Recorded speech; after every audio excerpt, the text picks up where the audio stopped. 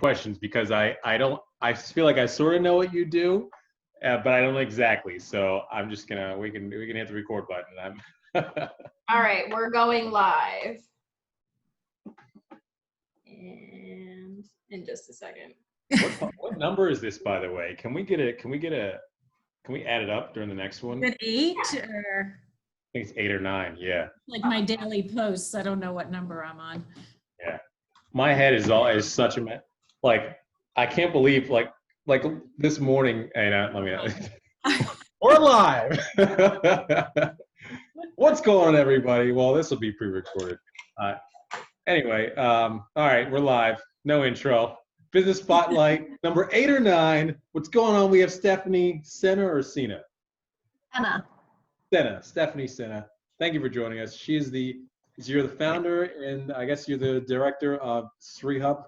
It was the Student-Run Emergency Housing, and then what was the last two letters? Student-Run Emergency Housing Unit of Philadelphia, and actually that name, which is a mouthful, was chosen by our lawyers at the time. Our law firm was Pepper Hamilton. They just had a name change. It's still our law firm, but now they're Troutman Pepper. But they picked the name to be confusing on purpose because homeless shelters aren't really legal, and you have a lot of issues you need to contend with zoning and coding, building code. So our lawyers suggested we go with Student-Run Emergency Housing Unit of Philadelphia to fly under the radar and be gain less attention from people who might want to do us in. So, a long time ago, but there is some context to the name, and it was chosen by lawyers to be confusing. I'm surprised that you're allowed to say that. Which you would almost I can say anything. It's almost counterintuitive because your whole mission is to bring attention to homelessness and try to remedy it. That's exactly right. But at the same time, we don't want to be shut down by NIMBYism. So, can you explain what NIMBYism is for people that don't know? Yeah, so NIMBYism stands for Not in My Backyard. And in general, historically, when people try to open up homeless shelters, especially if they are in or near residential communities, there might be a little bit of a pushback from community members who don't want a homeless shelter or really any kind of service providers in their neighborhood or in their backyard. And it's not just for homeless shelters or service providers, but NIMBYists are often against anything new building, new construction. So there's a long history of NIMBYism, and certainly when a new homeless shelter is opened, generally there will be some pushback from neighbors who say, not in my backyard. And we work to get people from NIMBY to YIMBY, which is my backyard. You said yes in my backyard? Yeah, that's YIMBY. Interesting. I never heard that. I'm writing that. And Stephanie, I think it's important for people to understand, like, can you explain your shelter and how it works and the, start to finish process just briefly, because you guys do a lot. Yes.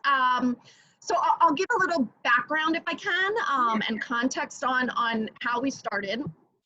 So I'm a professor at Villanova University. I've been teaching there since 2003.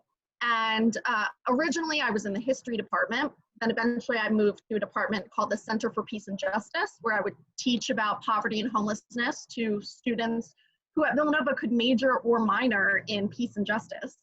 And I was just relocated from the Center for Peace and Justice to the law school, where I am Villanova University's anti-poverty fellow, teaching courses on poverty and policy to law students at Villanova. So I'm very excited about that position. But in the meantime, I've been teaching at Villanova for an incredibly long time. And I have students who were really compassionate, very motivated to make a difference, but didn't know how. And I wanted to engage them in social justice and activism, but outside of the classroom. I'm a big proponent of teaching outside of the classroom, and my students were in somewhat of a bubble. Villanova is predominantly white and a very wealthy university. They don't give a lot of scholarships. And we have students, it's a Catholic university. A lot of the students came from Catholic private suburban high schools, and now they're going to a Catholic suburban private college, one of the most expensive ones in the country. And so I would teach courses in history where we would talk about global poverty, but my students were completely divorced from that reality. And so I could talk all I wanted about the problems of poverty and how it is so pervasive throughout the world, and certainly even in our country and in our neighborhoods. But they would look outside the window and see the carefully manicured lawn that, you know, Villanova spent millions of their tuition dollars on. And it's a cognitive dissonance between what I'm teaching and the reality of which they're exposed. So I wanted to get them out of the classroom, but also at the time, this is 2011, there was a massive shortage in shelter beds, homeless shelter beds in Philadelphia, because funding was being taken away from all of these shelters, government funding. So I knew that there was a need to have more shelter beds, and I wanted to get students exposed to this issue and try to create change through building community with people who are on the margins or who are vulnerable or suffering in poverty, and potentially build a solidarity and a movement with the people who are on the margins. So they couldn't, my Villanova students can't offer suggestions about, you know, poverty and homelessness unless they really get in proximity to people who are living through it and build trust and relationships. So my intention was that students would come and break bread, have dinner with the people, our guests in our shelter, not just once and put it on the resume, but weekly and never put it on the resume. So this was not for credit or for accolades or for resume building. This is for relationship building. Soon other universities started to hear about the project and they wanted to be involved. So Penn reached out, and eventually we grew chapters at Penn, Swarthmore, Drexel, Temple, PCOM. And so there were college students from the entire Philadelphia region participating in the project. And we would partner with other service providers like Project Home and Sister Mary Spolium, who would do intake.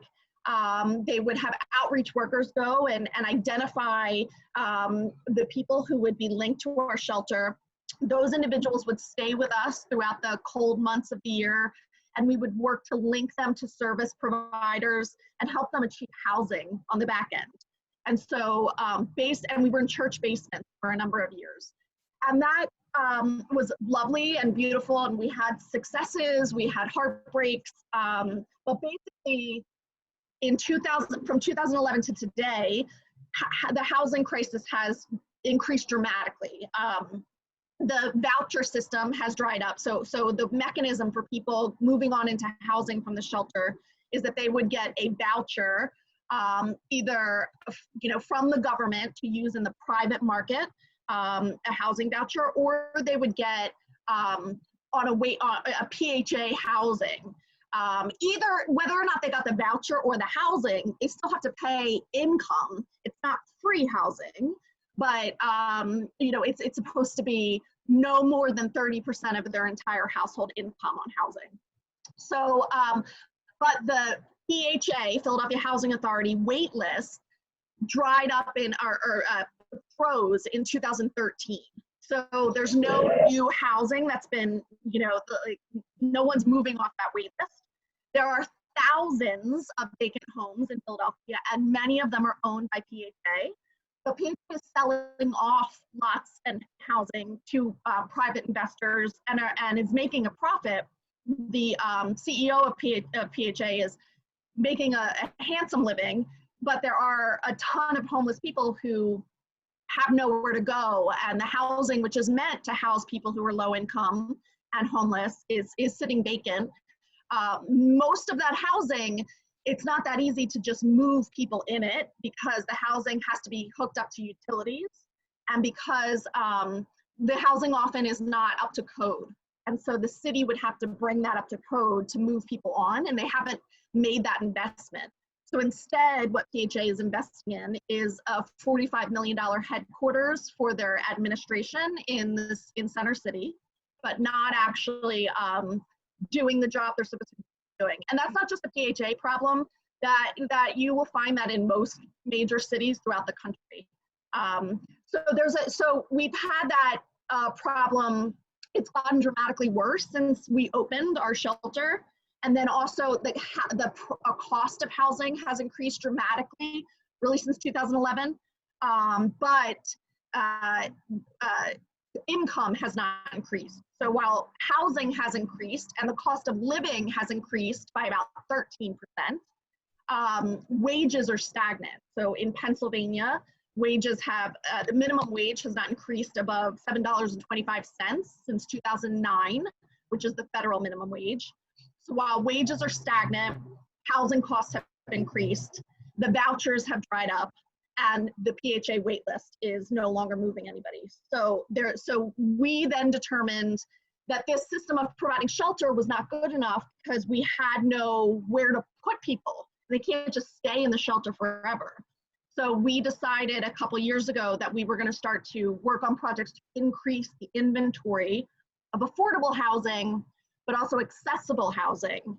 So housing can be affordable, but if it is not wheelchair accessible or pet friendly, then it is not truly accessible.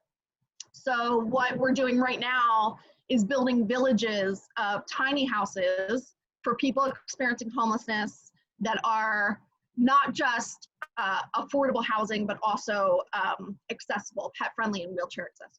Ooh, that was a lot. I talk a lot. There's so much to unpack there. I just took like half a page. Just I know. It's a lot. And there's been a big change in that for you in council, right? Recently? Yes. Yeah. So I've been working on that project every single day for a number of years now. Stephanie has been along for the ride and can attest to, you know, the uphill battle that we've had to that climb, the uphill mountain we've had to climb. But there has been renewed momentum in City Council. I think COVID both exposed and exacerbated the housing crisis and the homelessness crisis. So you have, and the shelter crisis, right? So in the homeless shelters, you have COVID rampant because people are in condensed space and there's been no precautions made to follow CDC guidelines in the shelter, which I think is criminal. So in one of the biggest shelter in the city, half of the population of the shelter and the staff tested positive for COVID. We've had a death in the shelter, not in our shelters. Our shelters shut down. We're not operating shelter right now. So the city, but the city shelters that run by the city have been negligent, I believe, and people have gotten sick. So the shelters aren't safe. And what you have is you have people who are on the Parkway right now and in various tent encampments. The city doesn't want that. The CDC has recommended cities not break up their tent encampments, that is a danger to break up the tent encampments, but cities don't want tent encampments. And so Philadelphia has tried and succeeded in some cases of doing what's called sweeps. And if people have a tent encampment, the city will come in. They usually send the park rangers to come in and get everybody to move out. So that's an issue because if you go down to the Parkway, as I'm there regularly at 22nd in the Benjamin Franklin Parkway, what they have is porta potties, running water. They have a medic tent where there are medics on site 24/7. And the medics provide regular COVID testing. And if someone tests positive, they're able to quarantine people. And you also have cooking facilities there and donations of food and services. So the people who are at the encampment, it's a survival mechanism. And so if they're all disbanded and if the city does its sweeps, those people are much less likely to survive. So the city has the problem. I want to back up for a second because I want to make sure I understand this. So, like, because you mentioned a lot of the shortage, you said starting back in 2011 when you started with the project, that's when some of the shortage began and it's gotten worse. Who, because correct me if I'm wrong, this is kind of how I understood it. So, like, you have a homeless population and their goals or the ones that want to at least get into a homeless shelter They're going to find a homeless shelter to get into, and hopefully, ideally, get out of there. And then either PHA or I don't know if you mentioned there's another organization that also helped with them getting more permanent housing, right? So who are most of the homeless shelters owned by? Or like who operates them? Private? I don't know anything about that. So I missed that. So, so most of the shelters in the city of Philadelphia are run by nonprofit organizations, but they're funded by the city. We were never funded by the city, which potentially helps me become more of an advocate, because oftentimes when you're funded by the city, you're less able to speak out against some corruption that's happening out of fear of losing your funding. Because we have not accepted that, I have felt a little bit freer to express what's happening without fear of losing funding that we never took. So, but most of the shelters are run by private companies or nonprofits, really. They're mostly nonprofits, but are funded by the government. But they're not funded well enough. They're at, and they're not, and they're just, they need more resources to be able to operate appropriately. And so there's one called ACT Christian Services, is a homeless shelter funded by the city. And if you go there, you'll find that the staff aren't wearing masks. There's no social distancing. A client that I'm aware of was sharing a room with someone with a fever. They're not testing for COVID. Testing has never been required. So so they're not safe spaces right now. And part of that is because they don't have the resources to be safe. And there hasn't been enough investment. So, I'm sorry, go on. Yeah. I was just going to ask, who's providing the porta potties and the medical assistance and the food for the encampments? So there's private donors and private organizations like First Medics organization that comes and they have volunteers there regularly. But it's not ideal. The people at the encampment don't want to be there. So if you go there, you'll see they have signs everywhere that says, we have nowhere else to go.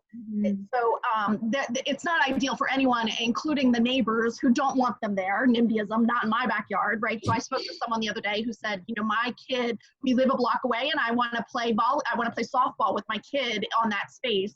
And I can't because there's, you know, an encampment there. And so I said to her, like, well, we have the same goal, which is to get people into permanent housing so that they're not, and the people there don't want to be there either. And there's a myth that people who are homeless choose to be homeless. And I'm sure that applies to a small segment of the population, but by and large, that is not accurate and it is completely a myth. And I go there very regularly, talk to people, develop relationships with them. Because this is done in partnership. You don't come in and do things for a community. You become part of the community and do it with them. So that's what our model has been. But we're basically the momentum, and Stephanie, you asked about the changes in City Council. And so what I'm explaining in terms of context is that there's a renewed momentum to get this going because everyone recognizes that the current situation is untenable. Right. So the woman who called me the other day to say, I don't want these people in the parkway. It's disturbing my family time. You know, for me, I'm thinking, you know, that's exactly why they're there. It is because we're forced to do something about it. If the more inconvenient it is for others, right, the more of a fire that's lit under people's butt to actually do something instead of hiding the problem, which is what we've been doing. We've been skating by putting Band-Aids over it and hiding it. It's not hidden anymore. It's in plain sight, which is what it needed to be to force people to make the necessary changes that are not just Band-Aids and talk, but actual changes of providing people with housing, which is what we're trying to do in two ways. We have a strategic plan that envisions separate villages, one that is more transitional housing out by the airport, where you have kind of smaller houses, pods almost that are, you know, we can build on site with the support of the residents, with the help of the residents, training them in carpentry, where we can set up a house in a day. These houses are costing anywhere between $5,000 and $10,000 at the most, sponsored by private donors or corporations or foundations. And then on site, they have a community service where they're linked a community hub where they're linked to the services that they need, dining where we have shared meals, and wraparound services that people need to thrive. But it's transitional housing, the residents are not paying for that housing. They come off the streets. We give them services and love and community and stability, and they stabilize. And then when they're ready to move on, they move on into permanent housing, which is either the Village, potentially and probably in West Philadelphia, that is permanent housing, where people still have access to those services that we provide. Most of those services provided by our local universities for free. But then they have the Village of permanent housing. Those houses are more expensive because they're fully equipped with running water, electricity, there's sewage hookups, all of that. They're sturdier housing. And that model is one in which it's a shared ownership model, like kind of a co-op. And the residents buy a share, no more than 30% of their total household income. Sri Hup has a share, and that share appreciates in value. And if a resident were to leave the Village, they have the ability to take the equity with them that they have built up over time. So these. Okay, so and just for one more quick context question, Sure. I'm a numbers guy. Yeah. And I'm following along everything you said. So like, how many homeless are there in Philadelphia? And then also, you had mentioned right, with that transitional housing, the cost and all that. Some of it's donated by private donors and all that. Like, where can you talk about like where your funding comes from and get into that? But yeah, I'm just trying to get an idea of like how much.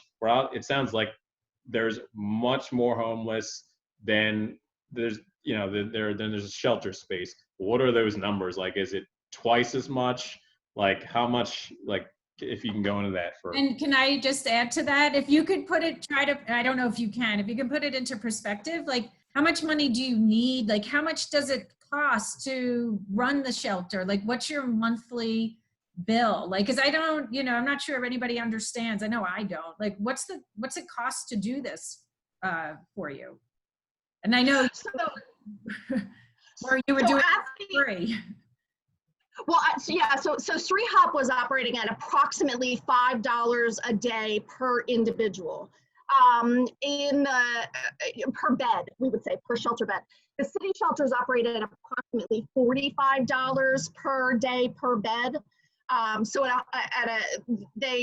It's much more expensive. And mostly that's because so much of our resources are donated. So we're not paying for a lot of the resources that the city might be paying for because we get it donated. So for example, they have a contract for food that goes into the price, right? And they're paying Aramark. So that's millions of dollars. For us, the meals are donated, right? So there's a lot of cost savings we have in those donations. But in terms of the numbers of homeless, right now there's approximately, prior to COVID, there were approximately 12,000 shelter beds in Philadelphia, but about 16,000 people trying to access those 12,000 beds. So we're talking about a gap of about 4,000 people who could not access beds. That's gotten even more severe over COVID because the shelters are maxing their capacity at a smaller number to allow for more social distancing. So there's even more people now that can't access the shelter.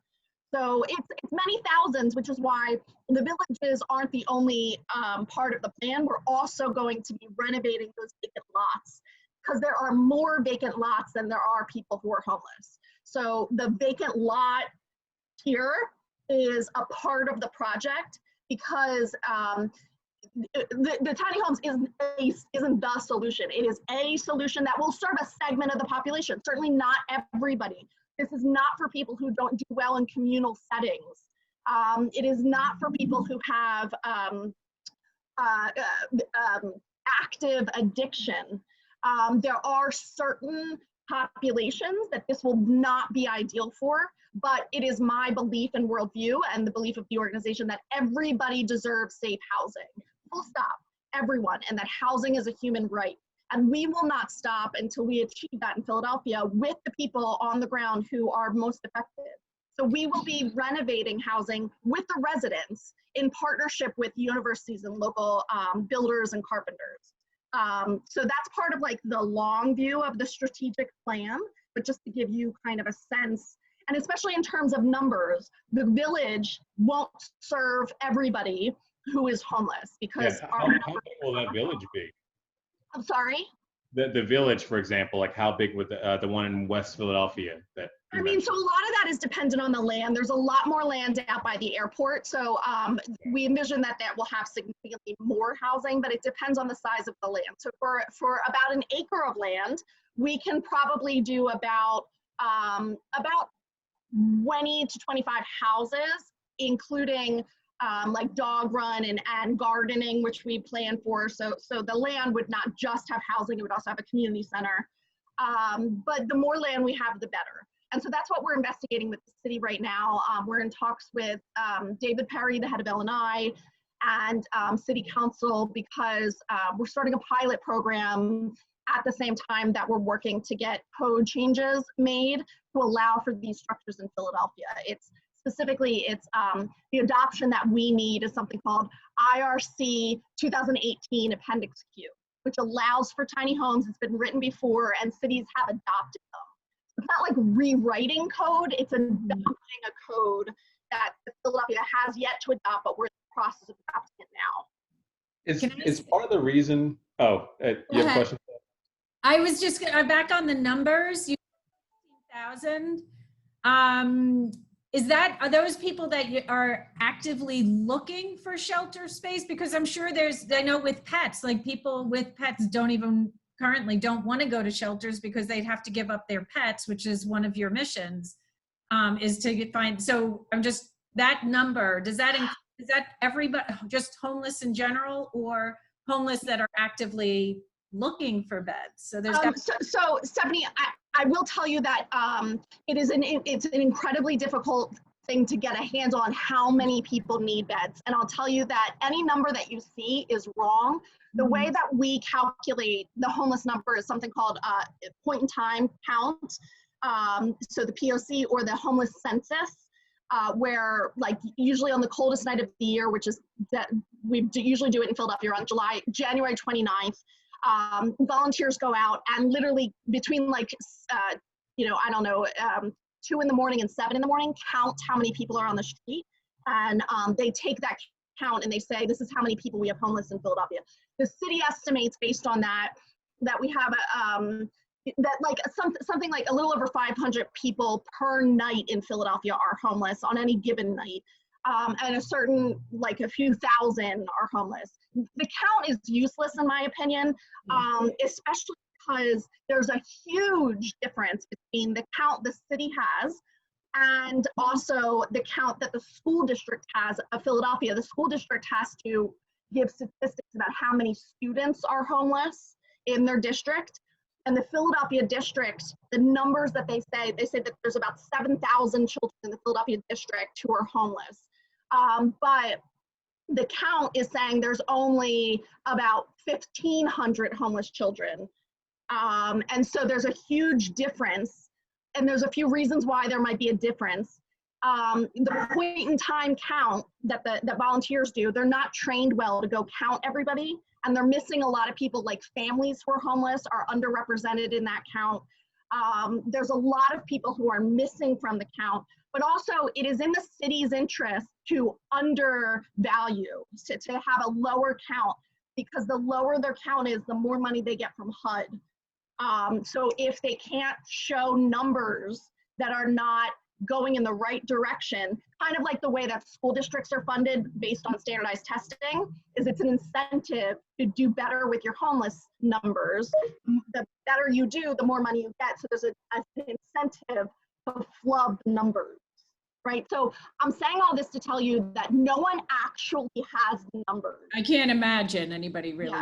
Yeah. But I will tell you, no matter what, whatever number you see up there about how many people are homeless, I guarantee you, multiply it by 10 at least. So right. Then They can't see everybody. It's much worse of a problem than we're actually recognizing. So let's say for sake of Well, I want to get us. I want to get us to see. I'm trying to get understanding what your action plan is. Let's say there's 25,000 homeless people in the city. Like, what do you need right now to solve that problem? How much money do you need? How much space do you need?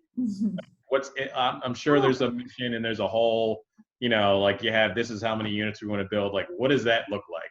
Do you, Okay. and how do you get it? Like, what's the funding gap that you need and how are you finding that funding right now? Okay, so approximately for a village to serve 50 people, we're looking at a price tag about $2 million.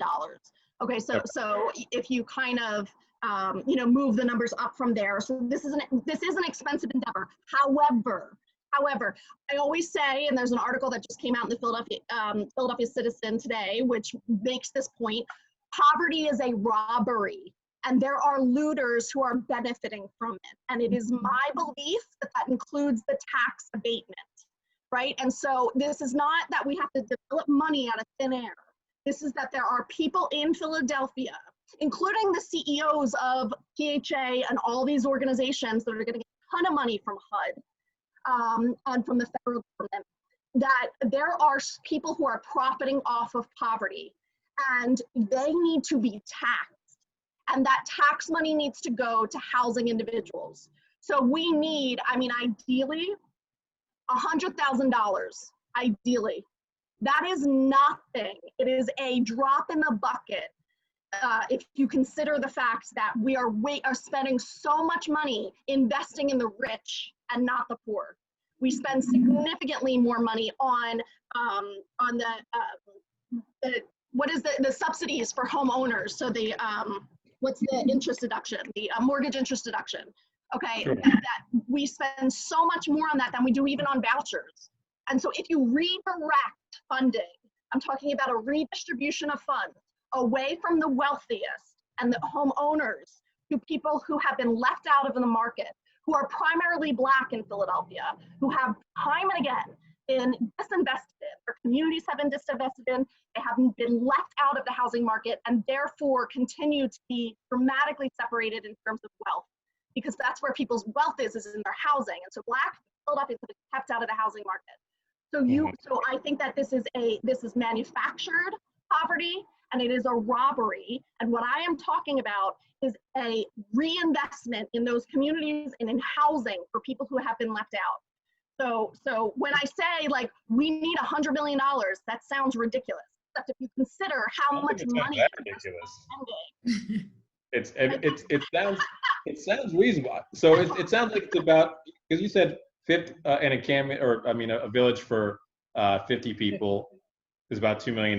So it's $40,000 a person, which is not that expensive. I mean, the development we just looked at today that this guy's building is going to cost him $2 million and it's only 18 units. So it's, anyway, I'm just doing the numbers. It's less than half of what some of the housing that I'm hearing is costing about. So like, where do you find that money? Or like, let's say you have your, it sounds like you've got the land near the airport, which I'm assuming is some of that land, like are you allowed to put these on, I forget if you said they're running utilities or not. I know there's a lot of, brownfield land that can't be developed on near the airport. Is that what you're looking at? Yeah, and we're looking at, the zoning is different and the code is different for transitional housing as for the permanent housing. The permanent housing, that's really considered to be tiny housing. The housing that we're putting out by the airport, that's considered transitional housing and it falls under a different category, and therefore we don't need the same code restrictions that you need under the permanent housing. So we're working all of that. It's kind of confusing and can be in the weeds for people, especially who aren't maybe not familiar. And as some of your viewers, I'm not sure some, because you're in real estate, might know a whole lot about this. I didn't know anything. I'm a historian. I had to dive deep into this. But yes, and a lot of the land is unusable. That is because we have to do environmentals and make sure that the sites are not super funds. And a lot of the land that's industrial is contaminated in Philadelphia. So that is a challenge, but we are working to overcome those challenges. And luckily City Council is very open to giving us land options. Okay, so you find the land, so you've got land, now you need $2 million. What happens now? So then I go to the very wealthiest Philadelphians and I flip them upside down and I shake them until their change falls out of their pockets. But part of what I'm doing is advocating for policy changes that need to happen to reallocate funding. But the very specifics is that we're going after partnerships. The housing will be sponsored by private individuals and donors, and we've already gotten a lot of that donated already. The land donated by the city, the upkeep and the maintenance and management by foundation grants we've also received. So this is really a partnership of private and public. The public partnership really just comes from from donating land to us. The money that it takes to run it, it's different if it's the Village of Transitional Housing or the Village of Permanent Housing. So the transitional housing, as I mentioned, those houses cost between $5,000 and $10,000. Very easy to get, like a church to sponsor one or a corporation, right? Very easy model. The upkeep is by foundation grants, which we've already acquired. In addition to that, the residents will have jobs on site, sweat equity, in terms of cooking, cleaning and maintenance, gardening, etc. And we will own the entire property, the entire village, the housing and the community center. The permanent housing, again, the land is donated by the city. The housing is also sponsored, but that price tag is larger. We're talking now about $40,000 to $50,000 per house. But that is also sponsored by private donors. And then the upkeep is also a partnership of the residents who live there, who will also be responsible for upkeep, and the grant money. So it's a combination of different structures. So we're not getting all of that money, but at the same time, we're advocating for policy changes that will redistribute funds from the wealthiest people who are in need of it.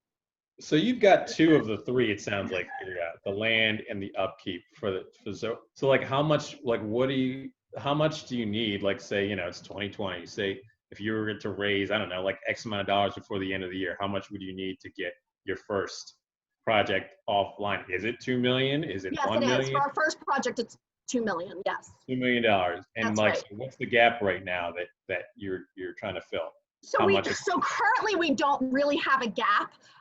What we're doing right now is working with David Perry and City Council to do the pilot program, which will buy us the time to get started while we make the amendments to code that need to be made.